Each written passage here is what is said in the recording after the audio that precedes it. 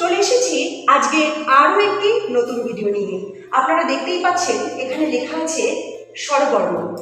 পূর্ববর্তী ভিডিওগুলোতে আমি আলোচনা করেছিলাম বা দেখিয়েও দিয়েছিলাম যে আমরা দাগের মধ্য দিয়ে কি করে খুব সহজে শিশুকে স্বরবর্ণগুলি লেখাতে পারবো।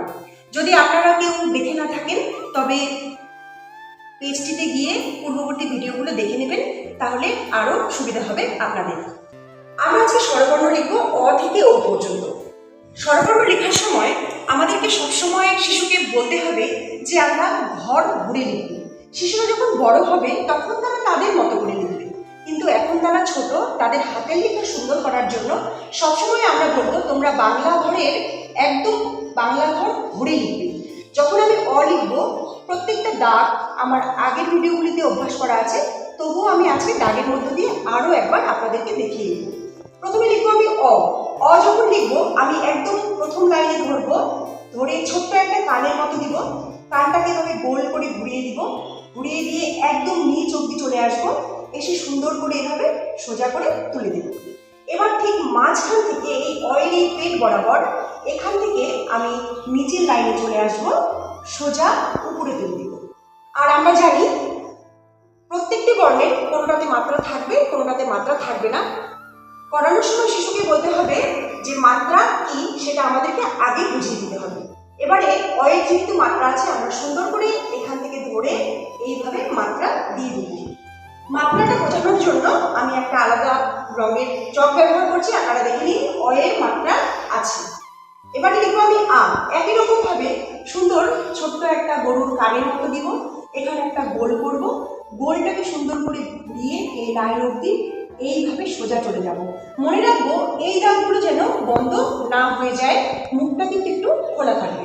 ঠিক একইভাবে আমরা আবার পেট থেকে নিচে নামবো, সোজা তুলবো। আর আয়ের এই দাগটার জন্য আমরা হাতটা তুলবো না, এখানেই থাকবে। এই যে নিচ থেকে উপরে গেলাম এখানেই থাকবে, এখান থেকে আমি এইভাবে ঘুরে চলে আসবো, একদম সোজা এইভাবে তুলে দিব, ঘুরে এসে এখানে অর্ধমাত্রা।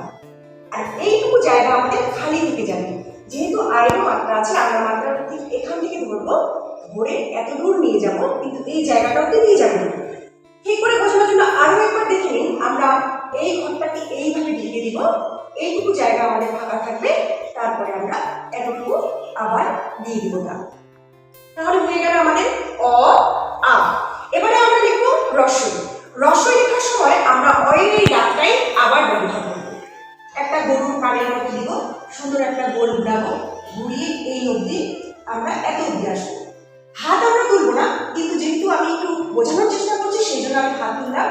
ঠিক এখান থেকে আসলাম গরুর কানের মতো, এইভাবে একটা গোল নিলাম রসগোল্লার মতো, তারপরে আমি এত দূরে আসলাম। কেন এত দূরে আসলাম? কারণ এই দাগটার স্থান একদম এই সীমানা বরাবর, এই সীমানা বরাবর, এর বাইরে আসতে পারবে না। এবার এখান থেকে আমি নিচে চলে আসবো। এবারে আমি মাত্রা দিয়ে দিব, রস্বইয়ের মাত্রা আছে, মাত্রা দিয়ে দিব। এবার এর একটা টিকি থাকবে, টিকিটা আমরা কোথা থেকে তুলবো? একদম এই পেট সোজা, এই পেট থেকে সোজা সোজা এইভাবে টিকিটা তুলবো, তুলে এত দূর নিয়ে আসবো। এই টিকিটারও একটা নির্দিষ্ট সীমানা থাকবে, সেই সীমানাটা হচ্ছে এ যখন উঠবে একদম এই এই এই পেট বরাবর উঠবে, আর এই যে এর সীমানাটা আছে এখানে থাকবে। এটা প্রত্যেকটা বর্ণের ক্ষেত্রে এই টিকিটার একটা নিজস্ব জায়গা থাকবে। এবারে লিখবো দীর্ঘই। একই দাগ, এই গোল, এত দূরে আসবো এই যে সীমানা বরাবর, এটাকে উপরে নিয়ে গেলাম, এইভাবে লেজটাকে ঘুরে নিয়ে আসলাম। এরও মাত্রা আছে, মাত্রা দিয়ে দিলাম, মাত্রা বোঝানোর জন্য আলাদা চকের ব্যবহার করলাম। এবার এরও টিকিটার ঠিক এর পেট থেকে উঠবে আর এত অবধি যায়, হয়ে গেল দীর্ঘই। এবারে লিখবো রস্বই। রস্বই লেখার সময় আমরা প্রথমে একটা লাইনের প্রথম থেকে মাঝখান পর্যন্ত একটা সুন্দর করে ছোট্ট লাঠির মতো দিব, ছোট দাদু লাঠির মতো দিব। তারপরে একটা টিয়া পাখির ঠোঁট বের করবো, সুন্দর করে এভাবে ঘুরতে ঘুরতে বলবো চলো মামার বাড়ি যাই, এভাবে চলে যাব, কিন্তু এটাকেও আমরা মুখটা বন্ধ করে দিব না। এবার দীর্ঘের রস্বইয়ের কিন্তু মাত্রা আছে, আমরা মাত্রা দিয়ে দিলাম। এবার টিকিটা ঠিক একইভাবে এর পেট থেকে তুলবো আর এত দূরেই যাব। এবার টিকি কিন্তু আমার আবার এই সীমানা পার হবে না, এই যে দাগটা আছে এই দাগটার পারে আসবে না, টিকিটাও আমার এই সোজাসুজি সীমানা পর্যন্ত থাকবে। এবার যখন দীর্ঘও লিখবো একই রকম ছোট একটা দাদুর লাঠি, টিয়া পাখির ঠোঁট সুন্দর করে আমি এভাবে চলে যাব।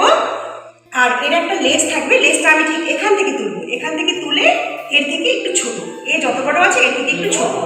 তারপরে আমরা সুন্দর করে একটা মাত্রা দিয়ে দিব, মাত্রা দিয়ে সুন্দর করে টিকিটা একই রকম ভাবে দিব। তাহলে রস্বই দীর্ঘই এবং রস্বও দীর্ঘ এই চারজনের যেহেতু টিকি আছে, আমরা টিকিগুলো নির্দিষ্ট সীমানা অনুযায়ী শিশুকে বোঝাবো এবং শেখাবো। এবারে রি, এবারে আমরা লিখবো রি। রি কিভাবে লিখবো? ছোট্ট একটা গোল দিব, একদম লাইনটাকে জুড়ে লাইনের সাথে একদম মিশিয়ে একটা গোল দিব। এবার এই গোলটা থেকে একটা উল্টো চাপ নামা, একটা উল্টো চাপ নামা নিলাম। এবার এখান থেকে ছোট্ট একটা হাত বের করলাম। এবার এখান থেকে আরেকটা পা বের করব, এখান থেকে আরেকটা পা বের করব।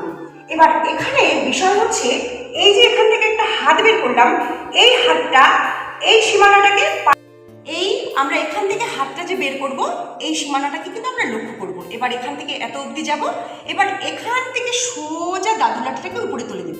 এবারে ঠিক এখান থেকে একটা হাত নামাবো, পেটের মাঝখান থেকে এইভাবে নামালাম, কিন্তু এটা আবার দাগ অবধি আমরা আসবো না, নিচের দাগ অবধি আসবো না, আমরা সোজা উপরে চলে যাব। এই একটু লাইনটাকে ছাড়িয়ে লিখবো, তারপরে ঘুরে এসে অর্ধমাত্রা দিব। হয়ে গেল রি। এবারে লিখবো আমরা এ। এ লেখার সময় আমরা যে গোলটা আছে, গোলটা আমরা বাংলা লাইনের প্রথম দাগটার থেকে একটু নিচে ধরবো, নিচে বলতে অর্ধেকের থেকে একটু উপরে। এই আমি একটা গোল দিয়ে দিলাম, এই গোলটা থেকে আমি উপরে চলে গেলাম, এই গোল উপরে চলে গেলাম। এবার এখান থেকে নিচে দাদুর লাঠি টেনে নিয়ে আসলাম, এটা কিন্তু উপর থেকে নিচে আসলো।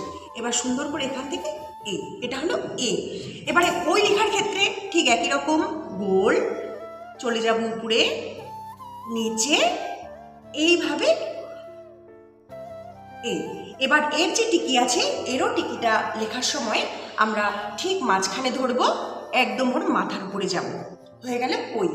ও লেখার ক্ষেত্রে গোলটা এই রি এর মতো, গোলটাকে আমরা বাংলা লাইনের নিচে নিব, এইভাবে আসবো, এখানে আরেকটা গোল করব, এই এই।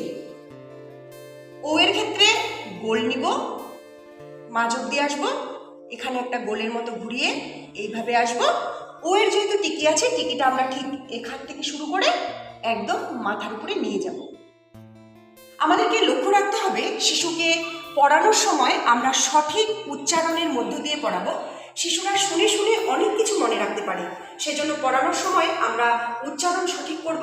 আর অবশ্যই আমরা দাগের মধ্য দিয়ে লেখানোর চেষ্টা করব। একেবারে পুরো বর্ণ লেখানোর কখনোই চেষ্টা করব না, শিশু তাহলে প্রথম অবস্থাতেই ভয় পেয়ে যাবে। দাগের মধ্য দিয়ে আমরা ভেঙে ভেঙে অল্প অল্প করে শিশুকে লেখাতে সহযোগিতা করব বা সাহায্য করব। ভিডিওটি যদি ভালো লেগে থাকে তাহলে অবশ্যই লাইক করে যাবেন এবং কমেন্ট করে যাবেন। এবং আগামী দিনে যদি আরও কিছু জানার বা আপনাদের জানার থাকে বা বোঝার থাকে তাহলে অবশ্যই কমেন্ট বক্সে জানাবেন। আর অবশ্যই ভিডিওটিকে সাবস্ক্রাইব করে যাবেন। নমস্কার।